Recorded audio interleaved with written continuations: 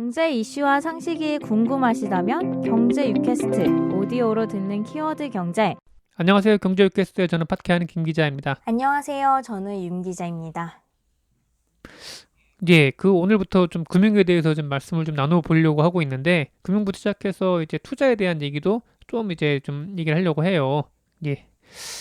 아, 윤 기자님, 네. 금융, 영어로 파이낸스라고 합니다. 네. 이게 한자로는 금전 융통에서 비롯된 말이라고 해요. 이게요. 그래서 말 그대로 돈을 빌리고 갚는다라는 의미가 됩니다. 그래서 파이낸스의 원은 라틴어인 파이니스, 피니스에서 비롯됐다고 하는데 끝 혹은 종결의 의미입니다. 이게 부채가 상환돼 끝났다라는 의미가 됩니다. 동서양에서 보듯 금융은 돈을 빌리고 갚는 행위가 가장 기본이 돼요.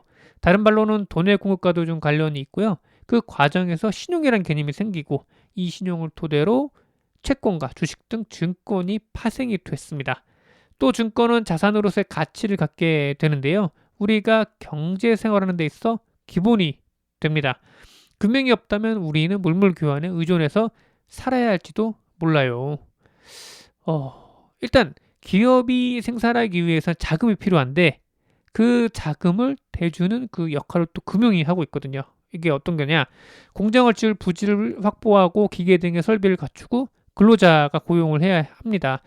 개인으로서는 감당하기 힘든 막대한 돈인데요. 이런 돈을 공급해주는 역할을 바로 금융이 합니다. 은행은 대출을 해주고 증권사는 기업의 주식을 대신 팔아서 투자에 필요한 자금을 마련해 주는 건데요. 기업은 투자에 매출을 올리고 여기서 나온 이익으로 대출 이자를 내고 또 배당을 해요. 은행 예금자들은 이자 수익을 얻게 되고 증권사 중개로 주식을 산 주주들은 배당 이익을 얻습니다. 은행과 증권사 등 금융사는 이 중간에서 스스로 수익을 얻는데요. 이들은 정부에 세금을 내죠. 정부는 받은 세금으로 나라 살림을 하고요.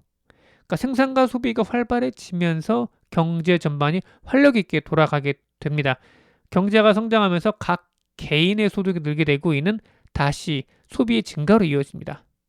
따라서 금융의 역할은 우리 경제에 있어 중요한 역할을 하는데요. 금융이 제 역할을 못하거나 금융이 신뢰를 잃으면 자금 융통이 원활해지지 못하게 됩니다. 기업, 정부, 가게가 필요한 돈이 제때 투입되지 못하게 되는 거고요. 그렇게 되면 경기가 가라앉게 되는 경기 침체가 오게 됩니다. 그래서 이 때문에 정부에서도 금융사들을 특별히 관리를 해요. 은행은 더 엄격한 건전성 규제를 받고 있고요. 2008년 글로벌 금융위기 때 미국을 비롯한 세계 각국이 은행이 망하지 않도록 방치하지 않은 것도 이 같은 맥락에서 비롯됐다고 보시면 됩니다. 그러나 그 리스크는 금융시장에 있어서 좀 숙명과 같은데요. 이 리스크는 뭐냐? 은행 입장에서 봤을 때는 돈이 떼일 수 있다는 리스크가 되고요.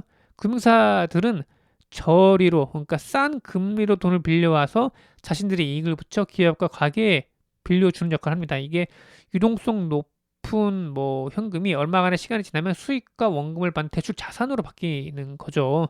이 와중에 만기 불일치, 조달과 운용의 불일치, 통화 간 불일치, 고정금리와 변동금리 간의 불일치, 안전자산과 위험자산 간의 불일치가 일어나는데요. 일단 만기 불일치는 뭐냐? 빌려온 돈의 만기는 6개월인데 빌려준 돈의 만기 1년인 것 같은 상황이에요. 돈을 받으려면 6개월이 더 남았는데 만약에 빌려준 사람이 돈 내놔! 그러면은 당장 갚아야 할 돈이 없게 된다면 부도가 날 수 있게 되는 거죠.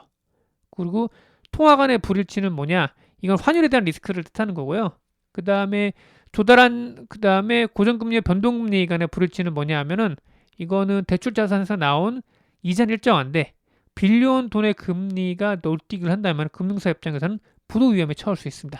그래서 이게 고정금리와 변동금리의 불일치라고 합니다. 그래서 운용하던 돈은 원래 주인에게 이자와 함께 돌려줘야 하는데 예상했던 시기보다 빨리 갚아야 할 때가 오기에 마련이에요. 혹은 빌려줬던 돈을 받지 못하거나 적게 받는 일도 있어요. 그렇다고 해도 이런 불일치를 회피한다면 금융회사는 이익을 거둘 수가 없습니다. 금융회사는 본질에서 이런 불일치가 있는 상황에서 신용을 지켜야 돼요. 금융사들이 도심지에 크고 화려한 건물에 들어가 있는 것도 우리는 떼어먹지 않고 도망갈 수 있다는 메시지가 될 수 있습니다. 그래서 실제로 서부 영화 같은 데 보면은 이런 무정부 시대 때 보면은 거기에 나온 은행들은 또 보면은 커요. 그 동네에서 랜드마크 역할을 하고 있는데 그 왜냐하면 우리는 여기서 도망가지 않을게요라는 역할을 하거든요. 그래서 은행들이 괜히 돈이 많아서 뭐 이게 큰 건물 짓는 건 분명히 아니고요. 그래서 결론을 좀 내볼게요. 일단은 금융은 경제의 핏줄과 같아요. 기업이나 가게, 정부의 돈이 원활하게 공급될 수 있는 역할을 하고요. 다만 금융은 떼일 수 있다는 리스크를 항시 안고 있습니다. 이 리스크가 커지면 금융위기가 되고 실물 경제로까지 파급되면 경제 위기가 되는 거죠. 예.